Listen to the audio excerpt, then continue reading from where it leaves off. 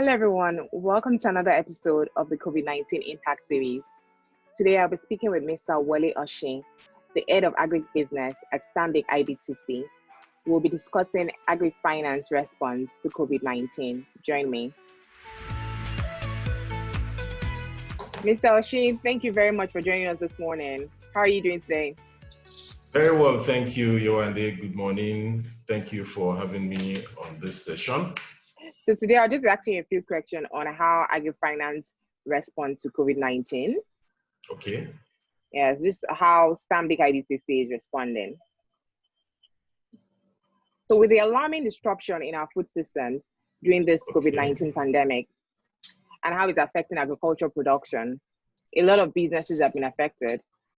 How is Stanbic IBTC supporting agribusinesses to continue to stay in business, operate, and produce? Okay, thank you very much for that question. Stanbic IBTC, I must say first that we're one of the few banks in the country that have a dedicated agribusiness finance desk. And one of the first steps which we have taken is on the back of what the central bank did with regards to its reaction to the situation, to the COVID-19 induced situation, to support players in the sector. You might be aware that central bank currently, for a number of years now, has been providing intervention funding to players in the sector, whereby which are usually typically disbursed through financial institutions like us. And one of the steps that we're taking was to give a concession on intervention facility pricing, and for those who had access funds for capex financing, i.e. to implement specific projects which will impact on the economy as a whole and create jobs in general. Some of them, extensions have been provided on moratorium periods which they currently enjoy on those facilities. So as an institution, so one of the first things which we've done is that we reviewed and worked very closely with our clients that we have financed, directly with our own funds on balance sheet. And we equally took such steps because we consider our clients, ourselves as partners to our clients, and where we see those disruptions having an impact on their cash flow, right? And including, the ability to be able to move the impact on logistics, for instance. You know, there was, especially in April, there was significant impact at the early stages of the lockdown in the country. So based on that, we're able to make adjustments for clients where necessary to support them to ensure that they continue to exist as a going concern and not have a situation where obligations fall due, during the period, and the impact on cash flow makes it difficult for those clients, for the clients to meet their obligations. So these are some of the things which we've done. And in addition to that, as an institution, we pay a lot of attention to digital solution. It's one of our strong points as an institution. And so I will also say that our readiness, we had actually been ready in terms of digital, providing digital solutions, and the impact of the lockdown actually brought this to the fore. So for instance, some of our clients, especially, I will talk about the agri-fintech companies which we work with, for instance, from some of the data, internal data, which is available to us. It was very clear that despite the lockdown during April, for instance, activities continued, and they were able to seamlessly carry out all the necessary financial activities which they provide to support the farmers that they aggregate in their various ecosystems. So I will just say that some of these have helped, to enable us adequately support our clients that play in the various aspects of the value chain, from input supplies all the way down to processing and marketing and distribution. Due to the initial lockdown and ban on interstate travel, a lot of smallholder farmers were stuck with produce and with huge post-harvest losses. How is Stanbic IBTC partnering with stakeholders to build resilience, but most importantly, help them mitigate these losses? Okay, thanks, Wandie. Our current focus and the way we plan to continue working is to focus on, we have a strong focus on processors, right? And some of the key commodities or crops include sorghum, which is a key requirement by the beverage industry. And we also have soybeans and maize, just to mention a few. Those two are key requirements in the animal feed production, for animal feed production, for instance. Now, and in practice, a lot of our relationships and financing is focused towards closed transactions, which requires that smallholder farmers, get dedicated offtake from some of these processors, directly. And some of the processors also have existing backward integration strategies or agro schemes, whereby they have dedicated farmers who are producing for their offtake.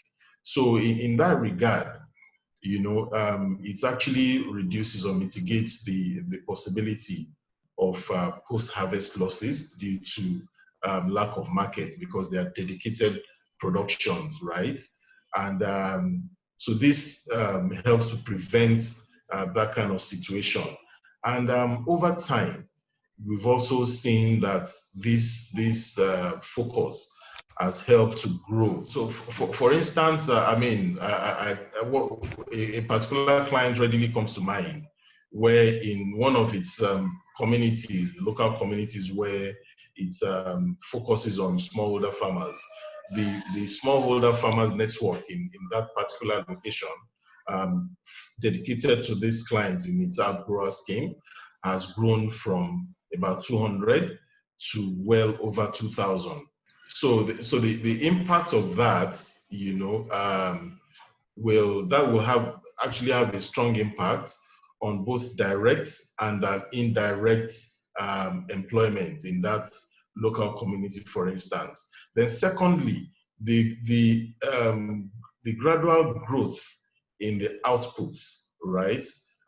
In the production outputs over time as well, has also supported the country's import substitution objectives by ensuring that the local manufacturers, who use these grains that are produced, significantly reduce their import dependency, and by extension, that helps the country to conserve the much needed foreign exchange. So gradually, as activities like this are scaled up, and replicated from customer to customer across the various sectors, we begin to see the bigger picture, the overall impact, on how Nigeria will begin to consume what it produces, reduce import dependency, grow, grow the economy, and increase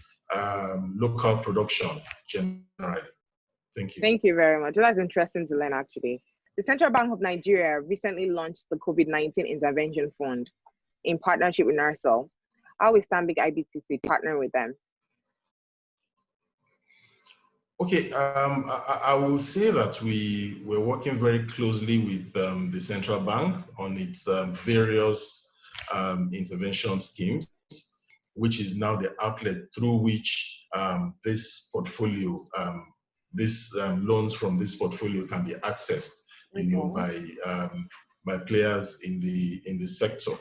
And so specific to the COVID-19 fund, applications are actually going through the NIRSAL Microfinance Bank now, and we're aware, in the industry that's, there's been a lot of beneficiaries, disbursements have been made or the other. But with regards to partnerships, I mentioned earlier that Stanbic IBTC was working very closely with the central bank. We've been a very active player in that regard, and we've disbursed significant sums. A lot of our clients have been able to access funding from portfolios like the Commercial Agriculture Credit Scheme, and also the Real Sector Support Fund, which is called the RSSF DCRR, the Real Sector Support Fund Differentiated Cash Reserve, which is a recent initiative of the central bank that provides an avenue for banks to be able to lend leverage on their cash reserve funds, which sits with CBN to provide lending funding to the sector, long-term lending at single digit pricing.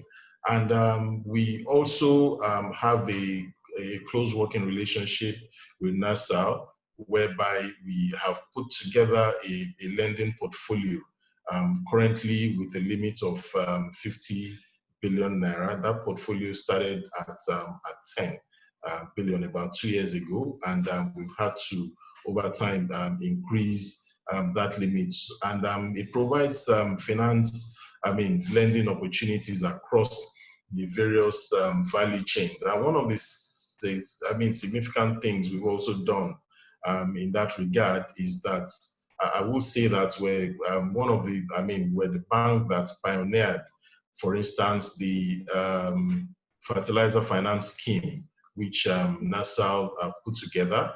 Is a dedicated portfolio which provides working capital finance to super agro dealers of the major fertilizer suppliers in the country.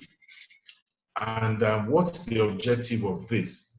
The objective of this portfolio is to enhance the working, to bridge, working capital gaps that some of these super agro dealers might have, in order to make fertilizer, which is a key requirement for crop production, to the various crop production ecosystems across the country.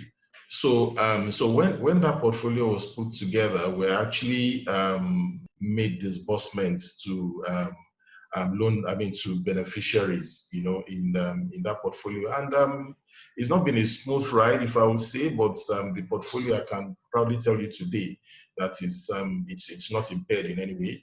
We've been able to work very closely, provided financing, and fertilizer has been made available across the various value chains, And apart from that, that's just one aspect. We've also provided support to mechanization, and a key requirement, a key success factor for commercial crop production, is actually availability of mechanized services. So for us to appreciate the impact of mechanization, right? I would use Nigeria's average production for 2019 in maize, cassava, and rice paddy as an example, compared with the major producers, the top producers in the world.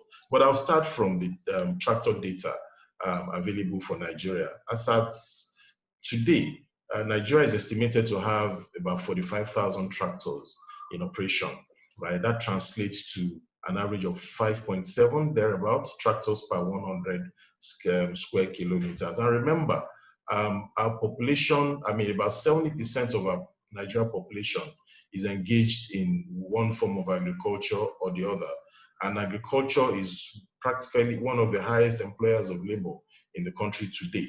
The country's estimated tractor requirement is about 81,000 tractors for us to be able to produce at levels that we can say, yes, we're serious, right?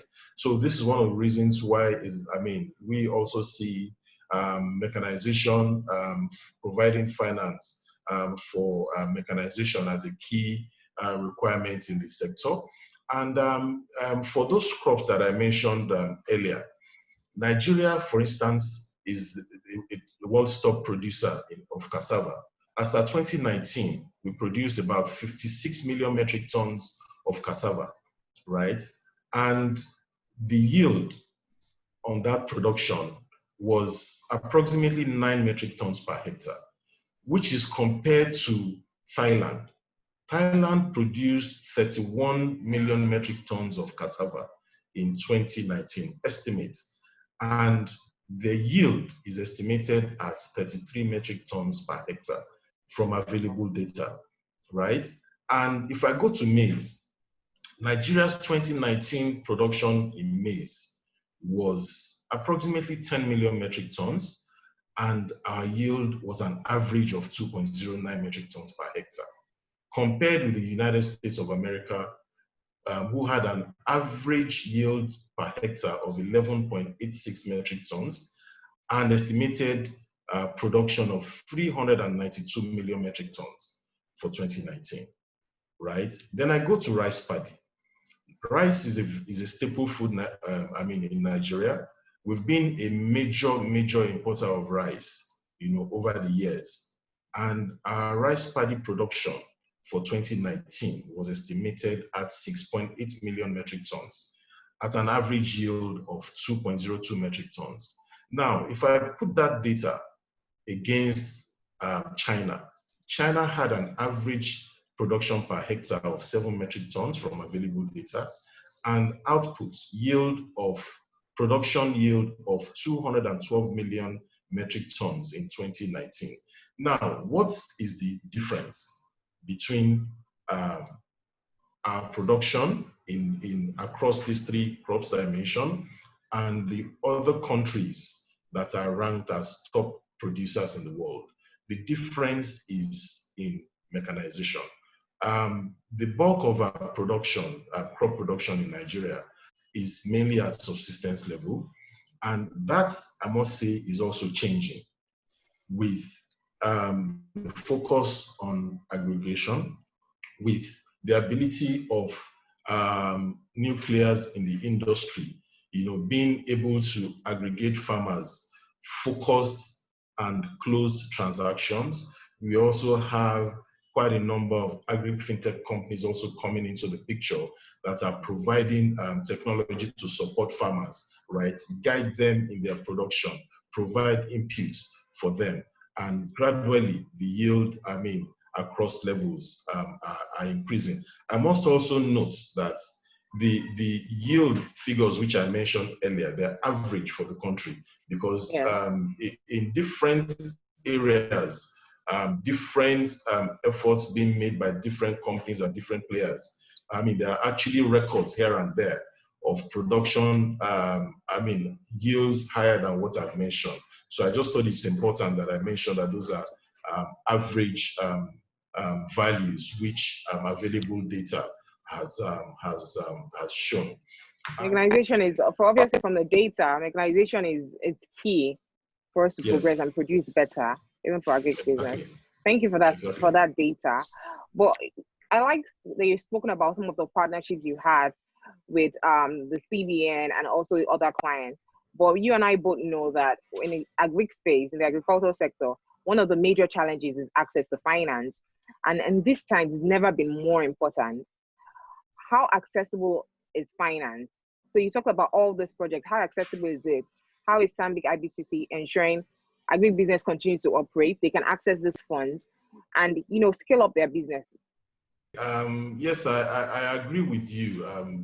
Finance and availability of finance in the sector has been an issue over time. And as a bank, we've been able to find ways around that.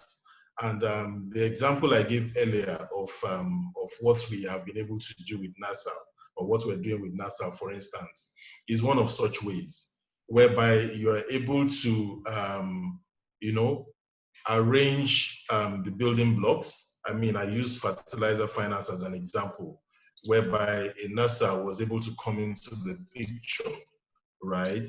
Brought all the players together, brought the input manufacturer or supplier, right? Brought the distributors, brought the banks together, right? And now provided its credit risk guarantee, you know, to the finance provider, right? So that, for instance, was able to create an environment, if I may use that word, whereby everybody had some level of comfort, you know. And in addition to that, if you view agricultural finance, I mean, if you look at it from the point of the value chain, right?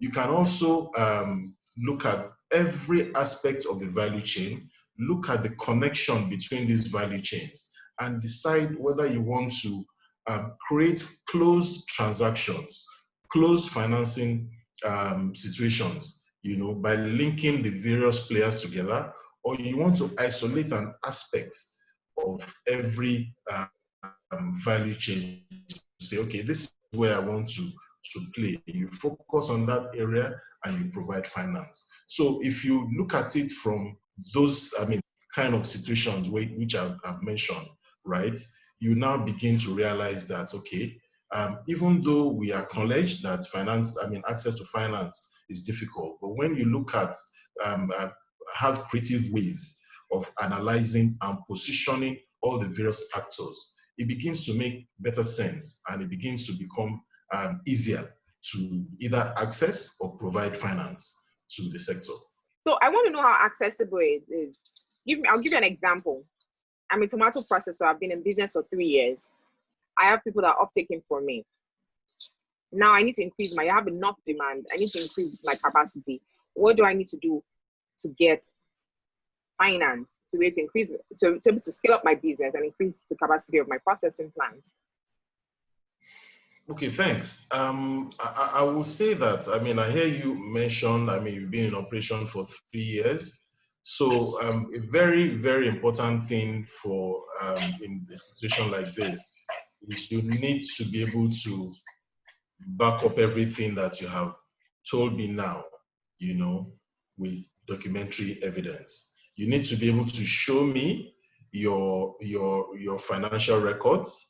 You need to be able to show me how, I mean, who your off-takers are, how are they paying you, how long after you supply do they pay you.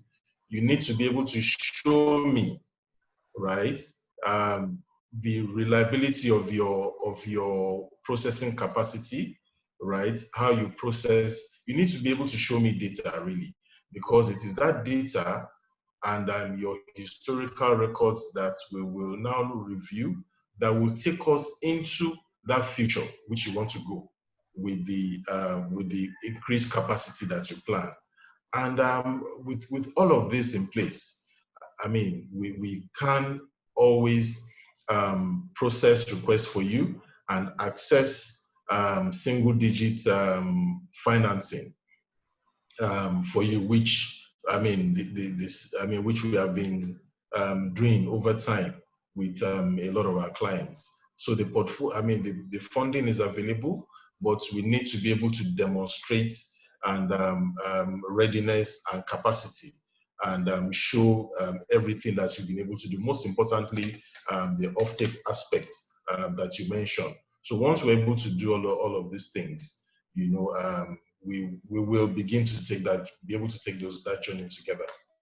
In addition to all the things I've highlighted, I would also like to note that as an institution, we pay attention to working and growing with our clients.